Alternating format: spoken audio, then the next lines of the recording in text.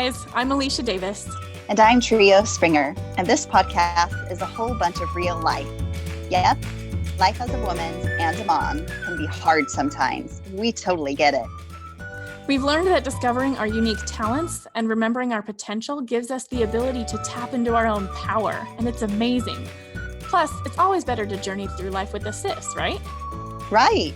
Sis, you have more power and potential than you realize. We see you and we believe in you. You've got this, sis. Hey there. Welcome to You've Got This Sis podcast. I'm Trio Springer and I will be here with you today. So I want to talk to you guys about some things that I have learned in the past 39 years because it's my 39th birthday today. And I was thinking through 5 things that I could share with you that have really impacted my life or that I've learned along the journey. And I break it down into 5 things. The first thing is that my daddy always told me with a wink that I don't do this for just anyone. And he said it because I was special to him. And I always was. He would always say it if he took me to the gas station while he pumped gas and I chose some penny candy. Once we got back in the truck and we're on the way home, he would look at me and say, I don't do that for just anyone. And it was little things like that, or just out of the blue, helping me with a project or helping me by taking me shopping and letting me get something really special. He would look at me and be like, I don't do that for just anyone. And it was a constant reminder when he said that of how special I was to him.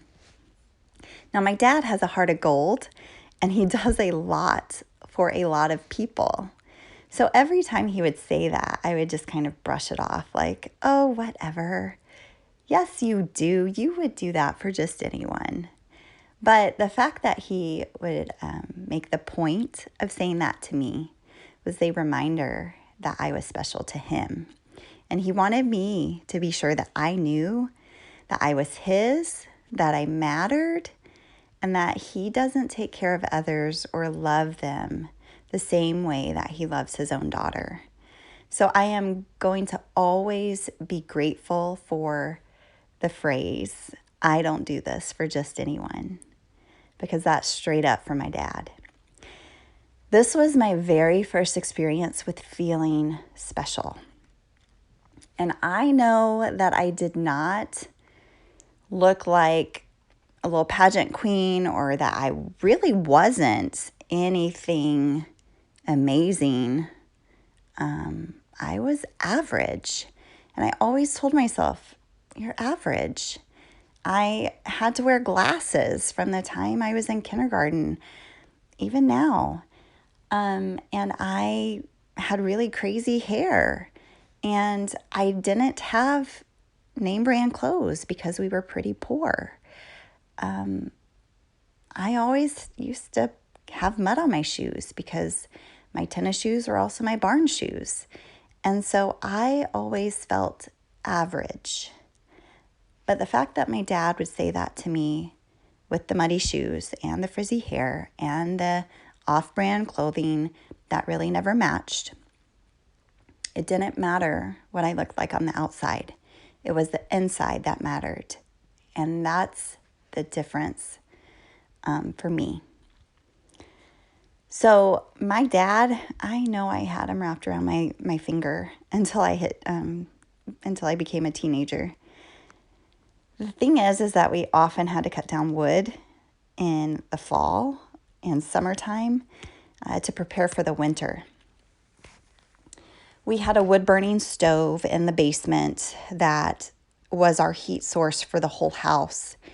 And so we had to stockpile wood in the wood pile to make sure that we had enough to get us through the winter.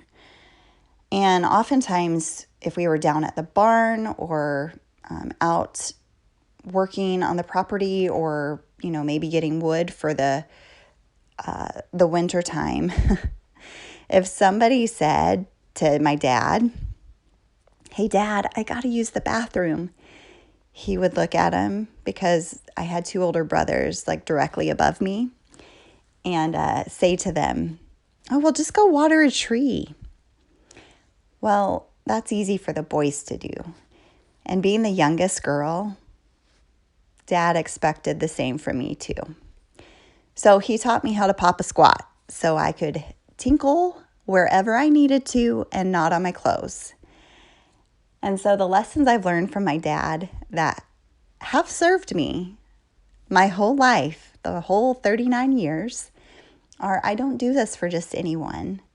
And you can water a tree wherever you might be.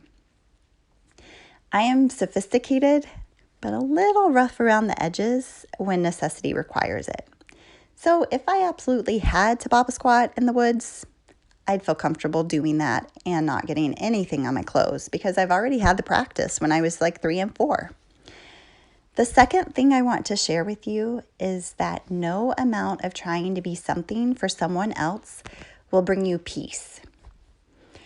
From the time I started middle school up until a few years ago, I tried so hard to fit into the friend group that I admired. I tried to get the grades that I needed, and that lasted all the way up until 2018 when I decided to take a break from more schooling. I tried to look pretty and put together. I tried to do all the things that my siblings had done that seemed to bring them happiness, like cheerleading, running cross country, playing soccer. You name it, if they did it, I tried it. I tried so hard to be what others had been or what others wanted me to be and seemed to need me to be, that when I stopped to think about it, I didn't really know who I was.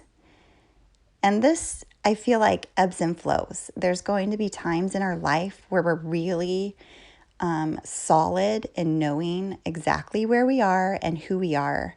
And then other times that we drift a little bit from the pathway while we're trying to navigate relationships with others, and sometimes might lose sight of that secure anchor that has been holding us so centered.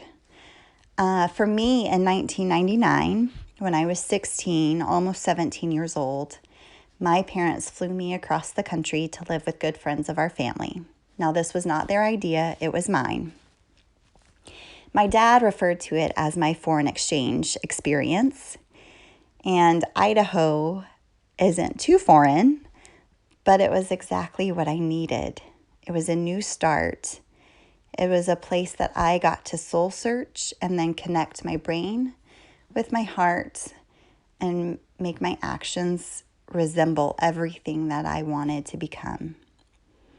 And in Idaho, at 17 years old, I found strength and peace in being me, not trying to be anything for anybody else, but being me and being so centered in who I was that I actually impacted other people without trying to. And that was an amazing result, is to see their reaction to my being centered. Because my whole life I had tried to do things that were pleasing to other people, that would get appraisal or, a good grade, things that would bring positive attention. And finally, I let go of that, realizing I didn't need anybody's approval, that I needed to have my own approval and I needed to be really good with me. The third thing I want to share with you is to enjoy learning something new. When I was a young mother, I learned to mow our yard. Now, I had mowed the yard on our property back home when I was a teenager. When all the boys left, by that time, Dad had gotten a riding lawnmower. And so I loved mowing the grass on the riding lawnmower. I didn't really have a lot of experience with a push mower. And when my husband and I bought our first house, he decided that he wanted to get a push mower that was not self-propelled. And I thought, no problem. He wants to mow and it will challenge him, and he said it would be like exercise for him to have it where it was not self-propelled. And I thought, sure, it's fine. It's your mower. You're going to be mowing. Go ahead and get the mower you want. Well, as life continued on, and I realized that we would get more time together as a family if he didn't have to mow, then that would be awesome. And so when the kids would go down for a nap, I would run outside and I would mow our yard for an hour or so. And I would push this lawnmower that was not self-propelled, and I would have the yard mowed by the time my husband got home. When I first started this, I was not comfortable with it. I had to have him show me how to start it. I needed to make sure I knew where the gas was and how to check the oil, all of that stuff. But after I did it a few times, I got really comfortable and really confident in mowing the yard. And not only did it give me more time to hang with my husband and for us to hang as a family, I discovered that I actually loved mowing. For me, it was instant gratification to renewing a space, to renewing our yard that reflected our home. And after you have the yard mowed, it looks meticulous and it just has this amazing freshness about it. And so I love a freshly mowed yard because it's just well manicured and you can smell the grass. And so it's something that I love to do. And if I never tried it, I wouldn't have known that. So try something new because you might be surprised at what you can do. The fourth thing I want to share with you is I want to share with you the idea of giving yourself grace and others grace. And again, this is a concept that was shown to me, taught to me just a few years ago. So I didn't learn this probably until I was about 36. But grace is giving someone something that they don't necessarily deserve. And sometimes we do things that we knock ourselves down about over and over and over again. Like we beat ourselves up because we're our own worst critic. It could be breaking a dish. It could be locking the keys in the car. It could be the fact that you didn't pay your credit card bill and you now have an extra fee on there. It could be a series of things. But the fact is that you can always beat yourself up about something because we're human and we're imperfect. But I'd like to challenge you to actually give yourself space and grace to make mistakes because you are human. And then move on from the mistake. The grace is saying, yeah, I did that. Maybe it wasn't the smartest thing to do, but I won't do it again. And I am going to move on. And you just let it go at that. Instead of allowing those thoughts that are really, really hurtful and harmful to float around in your mind over and over and over again. It takes some practice. It takes some discipline. And I'm not perfect at it. But I do try to practice giving myself more grace than I did the previous 30 some odd years. Because for me, it's healthier. For me, it's healthy to have grace with myself and to know I'm going to make mistakes, I'm going to be imperfect, and it's going to be okay. When I'm able to do that for myself, I'm then able to actually look at others and allow them to make mistakes too. And once you get really good at offering yourself the grace that you deserve, you also get really good at offering it to other people. And this has been good for the driving experiences. Road rage, right? Like, I don't typically have road rage, but I'm also more willing to let other people's mistakes on the road sometimes go, because it's not a big deal. As long as I'm not harmed and they're okay, I can give them grace. So the grace that you offer yourself and others, it makes your world and our whole world a better place to live. The fifth thing I want to share with you is to love yourself every single day. I can honestly say that I did not intentionally love myself daily for the past 37 years.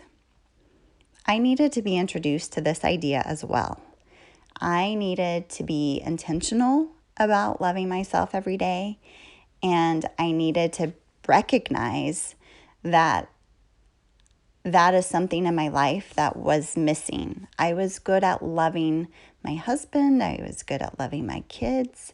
They came first.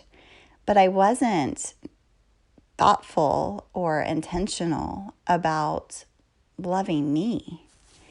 And so once I recognized the need to love me because I'm worth it, then I would talk to myself better. I would remind myself of how strong I am. I would talk positively to me. You can do this, Trio. You can mow the yard. You can run up that hill.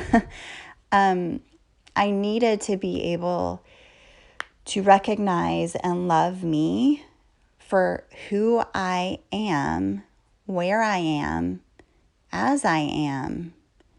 And as I did that, it allowed me to continue to grow while appreciating where I was standing. It also allowed me to, again, create a positive space within myself that I could be more kind and more patient and loving and have more peace in my whole life, really. With my kids and my family, with friends, with others around me, because I was intentional about loving myself and my peace of mind, my peace in my heart. Everything just kind of meshed together.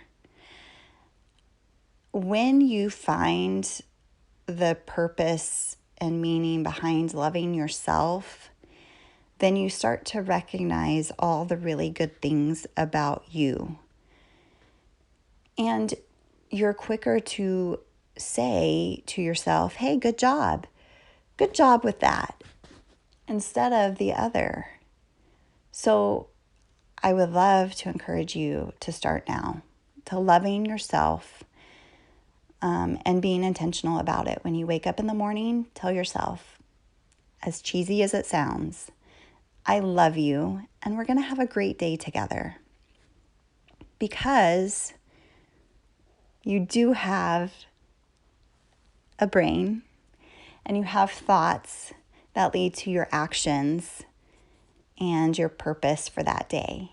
And so if you get really intentional about aligning your thoughts with your actions and starting with yourself, with the positive affirmations and self-talk, then it's really a beautiful day. All the good things that I experience now started when I got really intentional about this. I became happier. I could laugh with my kids. And when I could do those more and love myself more, it naturally led to others wanting to love me for who I was, where I was, as I was. And so I encourage you to love yourself every single day. And as you do that for yourself, it's only going to increase your capacity to love other people more. And you love them for who and where they are, not for the perfection that you might expect of someone. You can love them exactly where they are, as they are, and for who they are. And that's the beauty of really the whole idea behind the word love. So as a summary for celebrating my 39 years today with you, sis, remember that you're special, because I don't do this for just anyone. That you can pop a squat and water a tree wherever you need to because you've done it before.